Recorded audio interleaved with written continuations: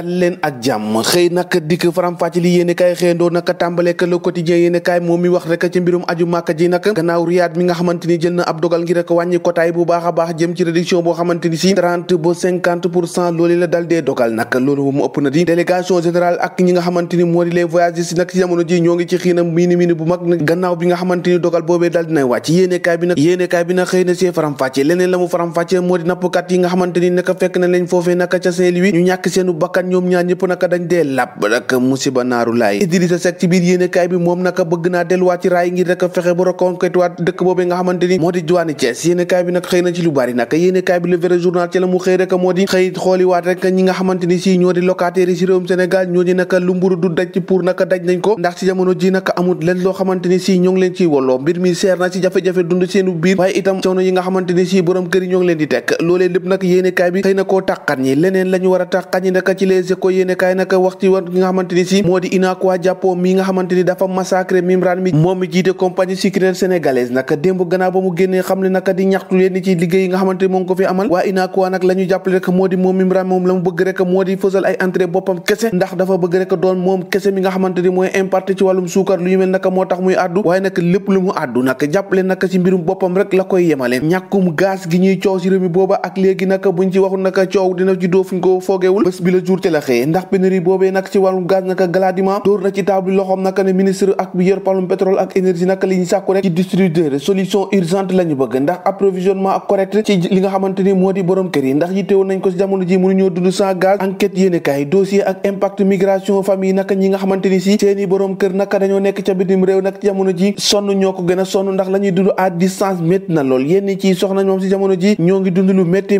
yéene kaay bi xëy na see fasal naka ak coono yi nga xamante ni ñoo ngi koy dund ay obstacle yu bëri yu nga xamante ni warees nañ ko mën a jànkonteeg loolee yëpp nag yéene kaay bi xëy na koo dàqat ñi Ibrahima Kane di expert naka nee na européen yi naka dañoo lànk ba ndaare ratification jëm ci convention des États-Unis jëm ci àq ak yelleefu travailleurs yi nga xamante ni ñoo nekk foofee ca bitim réew le mandat yéene kaay lancement projet 5000 patriotes naka Pastef entamé na massification dooleel boppam foofee ca diwaanu Dakar yéene kaay bi xëy na cee fësal Walfadjri quotidien Abdoul Khadre Sonogo di sociologue waaye itam analyse politique la mu xamle moo di législative yi ab question de vie ou de mort la ngir Macky Sall ndax xel xalaatu naka muy ñàkk cartouche yu mujj yi loolee tax naka lépp lu mu jar rek dina ko ci def waaye nag la ko jaaxal moo di Macky Sall ku jëm gu njëkk moo di demande sociale bi ak jafe-jafe réew mi le témoin yéene kaay ne Macky Sall nag loolee moo tax nag si jamono ji nag mu ngi yokkaat bu baax a baax offensive bi nga xamante ni moo ngi koy amal rek di gën a xoy ndaw ñi ngir rek ñu gën koo joxub gëdd lu ñu mel naka moo tax mu fas yéene jàkkaarloog moom verdict si presse loin Ousmane Sonko Adji Sarr loolee naka daanaka yéene kaay bi nee na soreetul dara waaye sori na de loolee da ko yéene kaay bi xëy fësalee wax ci l'info yéene kaay mi dikkaat ci mbirum gaz mi xeeñ xunu sax ci dëkk bi naka pénurie boobee naka total naka bokk na ci ñi nga xamante ni si moom lañ ciy joxoñ baaraamu tuuma ndax nee nañ lu ji njaaka moom mooy njaak Macky Sall yéene kaay bi di L'As quotidien ci moom la xëyaat naka ak charme bi nga xamante ni moo ngi koy defaat ndaw ñi di leen di xoy ngir rek ndaw ñi mun koo joxub gëdd lii quotidien ñeel naka wàllu modernisation ville bu Ndakaaru naka loxo ba mu tàllal Macky Sall moom Barthélémy Dias ngir rek ñu mun a liggéey li nga xamante ni moo di capital bu Ndakaaru waaw loolu di farat parrainage jëm ci Benno Bokk Yaakaar Macky Sall las 14 délégués régionaux Amadou Ba Idi Niass responsabilité ak Moustapha Diop mi nga xamante ni dañ koo delloo si waat ci rang yi Amadou Ba naka moom la ñu tegaal ngir rek mu collecté parrain yi foofee ca diwaanu Ndakaaru Idrissa Seck moom bëggaat na doon damelu Kayor foofee ca diwaanu Thiès Macky Sall Moustapha Niass di surprise du chef Aminata Mbengue Ndiaye nag zappé ndax nekkul nag li nga xamante ni si day fay défiance bu tegoon ci kanamu Macky Sall Robert Sagna moom dañ ko positionné ngir mu surveiller ki nga xamante ni moo di Sonko tribune yéene kay grâce présidentielle bi la xëyee naka waaye itam di laaj rek lan naka la ñu cautionné jëm ci libération criminelle yi erreur ci identité wala choix délibéré Macky Sall naka les grâces yooyu nga xamante ni à voir et à revoir noonu la ko yéene kay bi xëy fësale ndax jàpp nañ naka nañu libéré gars yi am na ci lees waxul nag te lees nañ ko war a lijjanti